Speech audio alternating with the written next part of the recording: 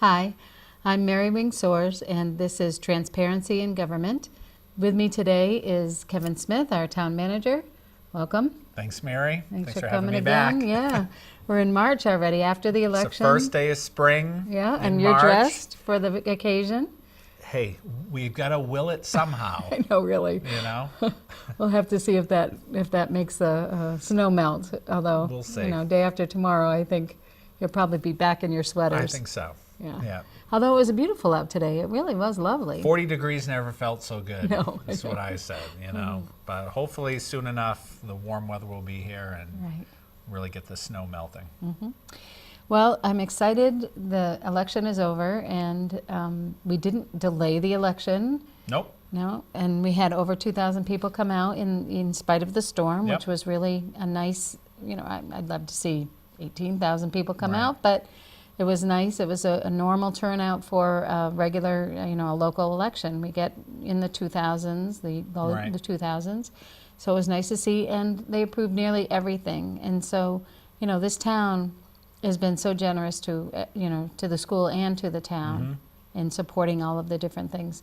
Although you as town manager and the town council did a lot of creative, I don't want to say creative accounting because it kind of gives you the bad vibes, but you did do some nice things using the undesignated fund balance, my favorite money to use. Yep.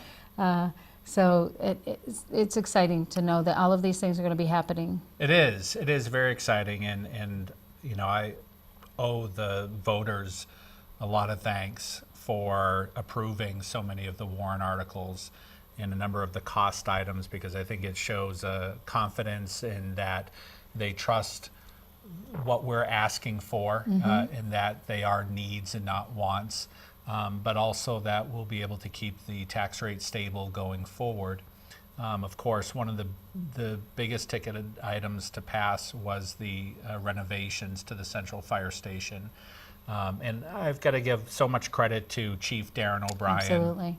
And also Steve Cotton in my office, who worked very hard on really bringing forward a product that was what we need for the town for the next 40 years in terms of a central fire department, but also not the Taj Mahal Right. by any means either. And I think when the people see the final product on it, they're going to be really, really pleased. So when should we expect to see the final product? Well, so construction will begin almost immediately in the summertime. Of course, the funds don't become available until July 1. Right. But there'll be a lot of preliminary work going on leading up to that point. And from what I understand is we could have a finished product by the beginning of 2019. Wow. So it's an accelerated time schedule for it. Most likely to be North Branch Construction that'll be doing the station. And from the design, from the architecture, it's, as I said, it's going to be something the town, I think, can really be proud of when they see the final product on it. Well, I know they did a lot of work. They established themselves on Facebook, and they did a Twitter, feed and everything to try and get that message out there to the Right. public. And it's interesting because years past we'd have teas at people's homes, and now it's Facebook and Twitter. Right. And the mom's page. And the mom's page. Yeah. And those things are all very important, and I feel like there was a lot of information out there about it. That we had the cable studio shows, we had, as you said, the Facebook page. There were videos on that Facebook page. That had its own website. So there was and what's nice too is that the North Branch, who designed the station, they're the ones who created the Facebook page because they see it in their best interest too, that they're working with the town. They want to see it pass sure. and happen. And so they worked hand in hand with us on it. And it's exciting. It's exciting to see, as I mentioned in our previous time together, it really is the last large capital project that needs to be done on the town side. On the town side. Obviously, the school side's a different story. Right. But on the town side, I don't foresee there being any need for new buildings for a long time to come. So this is kind of it for a while. And it's only been 18 years since this happened because, well, I mean, that you're done. When I Right. first moved into town was when we first started talking about renovating the town hall. Yep. And the library and putting up north and south fire stations Yep. and going through all of that. So it's been a long time coming, but It has. I think it's been, fiscally responsibly Right. in how it's been done. I'm as excited about the communication system though as I am about the building. Yeah, and that's, that's a big infrastructure project as well that is going to be happening now over the course of the next year and a half, is upgrading our communication towers, all the equipment for police, fire, public works. I mean, this is another huge undertaking. Right. Mostly funded through the undesignated fund balance monies, but also funded in part through the sale of a cell tower, one of our cell towers in town. So, it's a $3 million project, or just under $3 million, but it's going to upgrade all of our communication systems, for years to come. And that's obviously very important going forward as we continue to grow as a town. And we need to make sure first responders have the tools they need to properly respond to calls and communicate with one another. Right. Yeah. So when you say a sale of a cell tower, is it a tower that the town owned that we're allowing somebody else to put some? Yeah, it's a tower that we owned. Our equipment is on it. Our equipment will remain on it. But we were allowing other subscribers to be on the tower. The revenue annually was about, I want to say, $25,000. So it wasn't even a cent on the tax rate if you look at it that way. But we always were getting inquiries from a few companies to purchase the tower for a lump sum. And in this case, we were able to get a purchase for over $500,000. The initial offer came in at about $400,000. So through some good negotiation on our part with the different companies, we got it over $500,000, and we're going to use that lump sum now to help fund the infrastructure project. And our stuff still stays on that? It does. Do we have to pay them now? Nope. Okay. So are you able to tell me who it is? Like, is That it purchased the Verizon tower? or is it No, it's a company Sprint called or- it's a company called American Tower. Okay. The cell phone or the wireless companies, the Sprints, the T-Mobiles, the Verizon, they don't actually purchase the towers. Okay. They do the same thing we do. They'll pay money to be on Okay. a tower. So there's a few tower companies out there that own pretty much the majority of the towers in the country. And so these were one of those kind of, and, we pitted the companies against one another and told them all what they were offering, and that's how we were able to work the price up, and it worked. So worked in our favor for this. So I read in the paper that perhaps we'll have Wi-Fi at the town common. Well, breaking news, Mary. Yes. We have Wi-Fi at the common. Wow. So this was kind of interesting. So the cable renewal or franchise agreement is coming up for renewal. And it typically is a 10-year agreement. In this case, it would be a 12-year agreement because there's still technically 2 years left on the current one, but we started negotiating it early. Right, I remember coming before the town council and testifying that we should continue with Comcast. Right. We've benefited a lot in the Access Center, certainly, because of the relationship. We have, and annually we get payments from Comcast that go toward equipment purchases, both on the school side and on the town side. Right. And under this new agreement, I believe the annual payment to the town increases by $5,000 per year. So that's pretty significant. But as part of these discussions that we had at a previous hearing, the town council really was pushing for Wi-Fi on the common. And we had talked to Comcast last year about this, about seeing if they could give us Wi-Fi access on the common. And lo and behold, they they did it. They upgraded it. They didn't tell anyone. Oh. So when we reached out to them again after the last hearing and said, we'd really like you to put Wi-Fi on the common before we agree to the contract renewal, they came back and said, oh, it's there. Right. So now let me ask you, have you gone across the street to see whether or not it'll reach to the, when you're up there on the platform and you're doing your...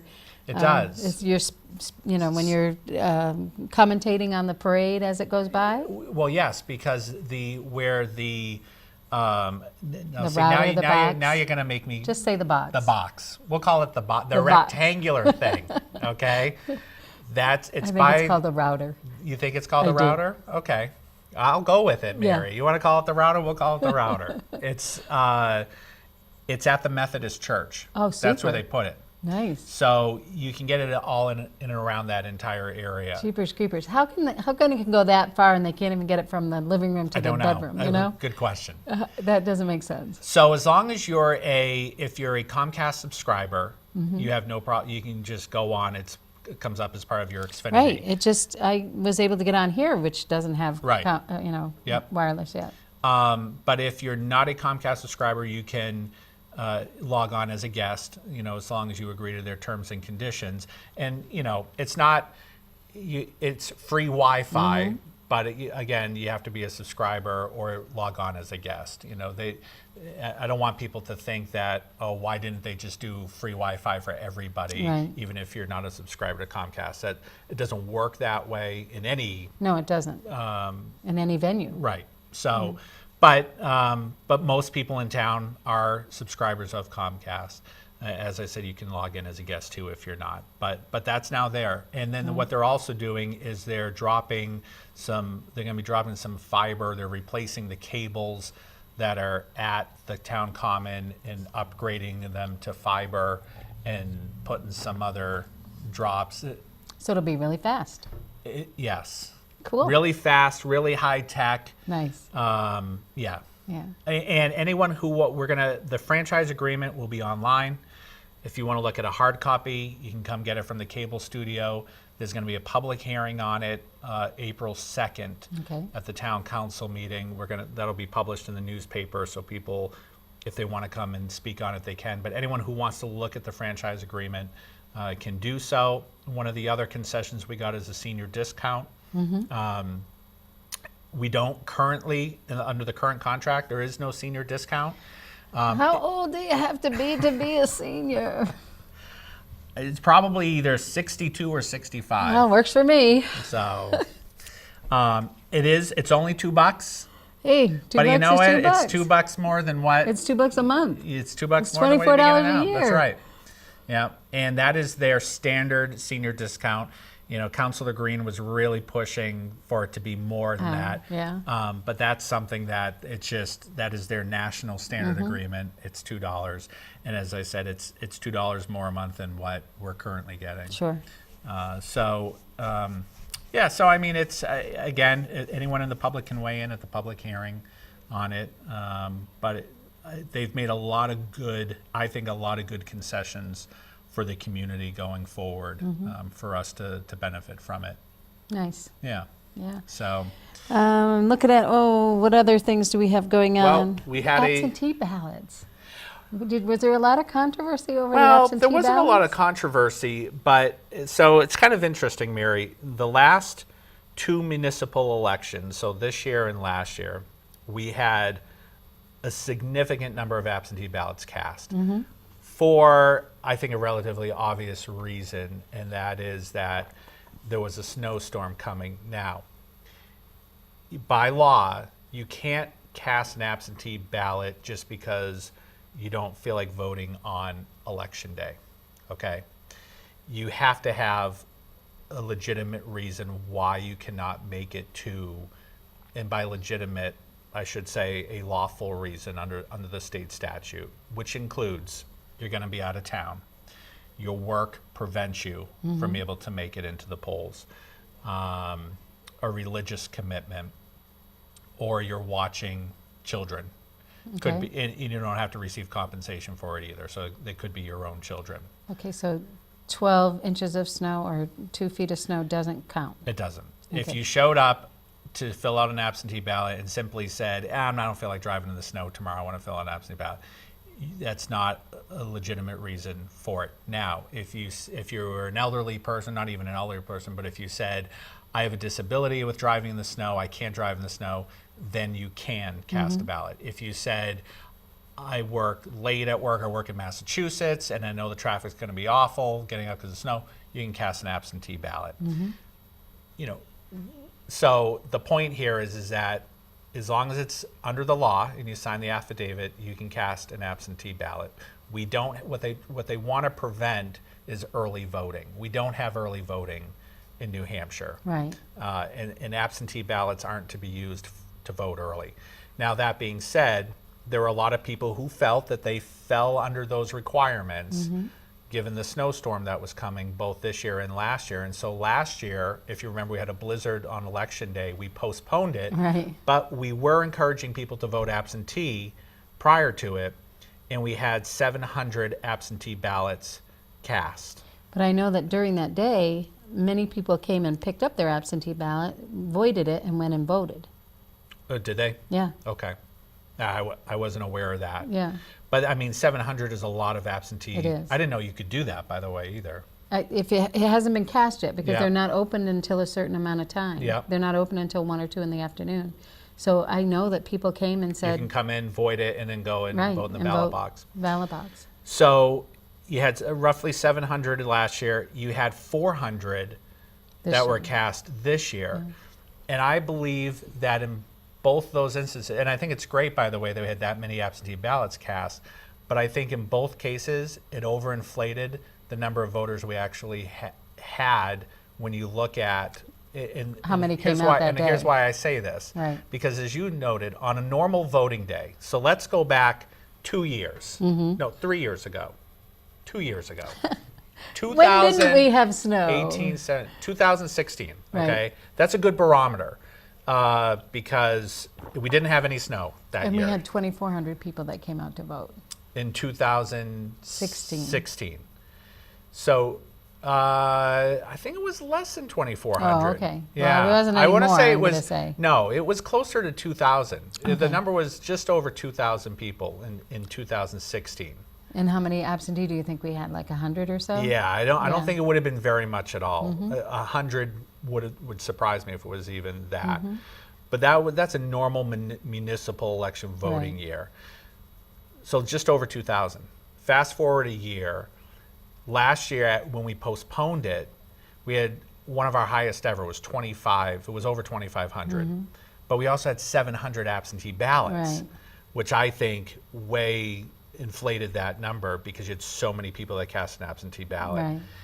And then you had a nice voting day as well a week later. And you had all this advertisement about when the voting day was Right. because of the postponement. Now this year, you had, again, just over 2,000, which is very comparable with 2016, Right. except you still had 400 absentee ballots, which Right. I think inflated that 2,000 number. Right. But given the weather, I think that was that 1,600 then that came out, or 1,700 that It came out. was more than I thought. Right. It was many more than I. Yeah. And I mean, kudos to people the were people that saying came 10, out. 15, Yeah. 20. It was a lot more than I thought were going to be the final number. Bottom line is, my personal feeling is that the state ought to give the local officials the ability to postpone if there's going to be really bad inclement weather, because there were a number of people who would have liked to have voted that did not vote Right. because of the weather conditions, and I don't blame them. The weather conditions were horrible, as you know, that day. So it'd be nice if we could hold our elections on days like today. Look at a week later, would have been a great day for voting. I just think it's unfortunate if people can't vote because of the weather. Right. Yeah. Especially if they want to. Yep. Yep. So you guys don't reorganize, or do you reorganize after the election? Jim was reelected. Jim was reelected. He was sworn in already, but there will be an organizational meeting of the council at their next meeting, which will be next Monday, the 26th. Okay. So it'll be at that time they'll choose their officers for the next year. All right. And And that'll be that. And that'll be that. Yep. And so you are going to correct the website, which we talked about off air. Yes. Where it gives this wonderful information about what, that the article passed, but it doesn't tell us anything what the article was. Don't you memorize the I do. articles? I Mary, memorized the ones that didn't pass. I was very disappointed that we didn't get our sidewalk, continued, or our walking path, or whatever the legal term is, so that you don't have to plow it. Yeah. Up and continuing on. But, we'll try again another year. Yeah, there were two articles that didn't pass on the town side. One was the sidewalk continuation to Wilshire Boulevard, Right. from Pillsbury, from Moose Hill School. And the other one was the monies in the conservation fund. Those were the two that didn't pass. Obviously, though, there were a number that did. The lights on Nelson Field. Yeah, I was that'll be excited that happening. passed, and that passed It significantly did. too. Yep. There was the air and water quality study, which we'll be taking up. And what number was that? Just giving you a hard time. 17, 19, one of those. Yeah. But that one passed Right. as well. And all of the maintenance trust ones passed to the updating of our commercial assessments. That one should be a no-brainer because commercial value hasn't decreased, it's only Right. going to increase. And in that'll help town. us on our tax rate. And that'll help with the taxes, Yeah. yeah, no question. Well, I was very excited when I saw the results, and really pleased that this town would be so generous with their vote and be positive, not only on the town side, but on the school side as well. Right, So we do owe them a great deal of thanks. We do, and it's up to us as town officials to, again, be good stewards of those funds now. And one of the things I was going to mention is we're looking at when we start paying down the bond on the new fire station, trying to delay that first large payment to the point where the current bonds, really the largest bonds we have left that were combined, with the police station, the town hall, and open space, Right. those will be coming off the books in a few years. And we're in such a good position cash-wise right now as a town that we have the ability, if we want to kind of delay the fire department bond payments until those other ones come off the books, so that it's almost a neutral hit on the tax rate. So per would you be se. using undesignated funds for that? Not necessarily undesignated funds. It would be more cash flow. Okay. So it would be upfronting cash from the town's savings account, if you will.